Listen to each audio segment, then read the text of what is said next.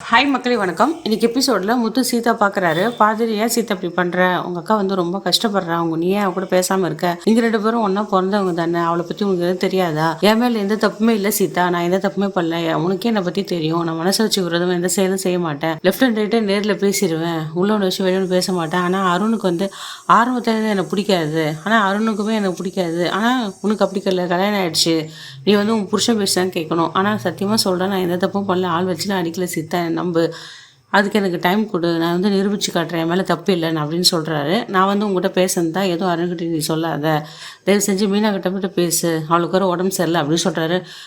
என்னம்மா சொல்கிறீங்க, உடம்பு சரியில்லை அப்படின்னு சொல்கிறாங்க, பத்தியா உனக்கே வருது, பத்தியா உள்ளே இருந்து யார் தடை போட்டாலும் அது நிற்காது, தயவு செஞ்சு புரிஞ்சுக்க மீனா, அடுத்த ஜென்மன்னு ஒன்று இருந்தால் யாரும் ஒன்றா பிறக்க மாட்டாங்கன்னு தெரியாது, தயவு செஞ்சு அதெல்லாம் மறந்துட்டு என் மேலே கோவப்படாத, நீ வந்து மீனா கிட்ட பேசு மீனா ப்ளீஸ் அப்படின்னு சொல்கிறாரு. அருணை வந்து நான் உசுப்பேத்தி பேச விட்டு ரெக்கார்ட் பண்ணி உங்களுக்கு நான் புரிய வைக்க போகிறேன் சீதாக்கு, அப்போ தான் அவனை பற்றி தெரியும் அப்படின்னு சொல்கிறாங்க. அருண் டியூட்டியில் இருக்காரு. அப்போ நேரம் முத்து போய் பேசுகிறாரு. உனக்கு எனக்கு என்ன பிரச்சனை, எதுக்கு தேவையில்லாமல் சீதா மனசை மாத்துற, நான் வந்து அந்த ரவுடி கும்பலை வந்து உன்னை அடித்தாங்க, அதுக்கு நான் காப்பாற்றினா நீ தேங்க்ஸ் கூட சொல்லலாம், சரி விடு, ஆனால் நீ ஏன் தேவையில்லாமல் நான் ஏன் ஆளுன்னு சொல்லி நான் தான் அடித்தேன்னு சொல்கிறேன் அப்படின்றாங்க. உனக்கு எனக்கு தானே பிரச்சனை, எங்கிட்ட போகுது, ஏன் இதுமாரி சகுனி வேலைலாம் பண்ணுறேன் அப்படின்னு கேட்குறாங்க. இப்போ பரவாயில்லையே புரிஞ்சுக்கிட்டே, நான் ஆமாம் நான் வேணும் சகுனி வேலை தான் பண்ணேன், சீதா கிட்டேருந்து உன்னை நான் பிரிக்கணும், அந்த குடும்பத்தில் வந்து யாருமே உங்கள்கிட்ட பேசக்கூடாது, அதனால தான் அப்படி பண்ணேன் அப்படின்னு சொல்கிறாரு.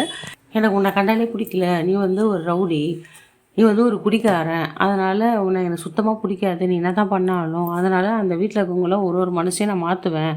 உடனே மீனா கட்டி சீதா கட்டி ஃபோன் கொடுத்துட்டு வந்திருப்பாரு. இதில் அவங்க வாய்ஸ் ரெக்கார்டில் எல்லாத்தையும் கேட்டுகிட்டே இருப்பாங்க.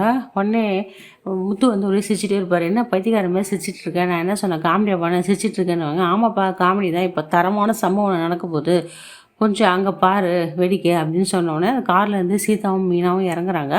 அதை பார்த்து அருண் ஷாக் ஆகிட்டு, ஐயோ நம்ம அம்பலம்லாம் குட்டுலாம் அம்பலம் ஆயிடுச்சு, என்னடா பண்ணுறது சாமி அப்படின்னு மனுஷன் நினைக்கிறாரு. இவர் இந்த பிரச்சனையை எப்படி சால்வ் பண்ணுவதோ தெரியல. அடுத்த ஒரு எபிசோடில் நம்ம பார்க்கலாம். நன்றி, வணக்கம்.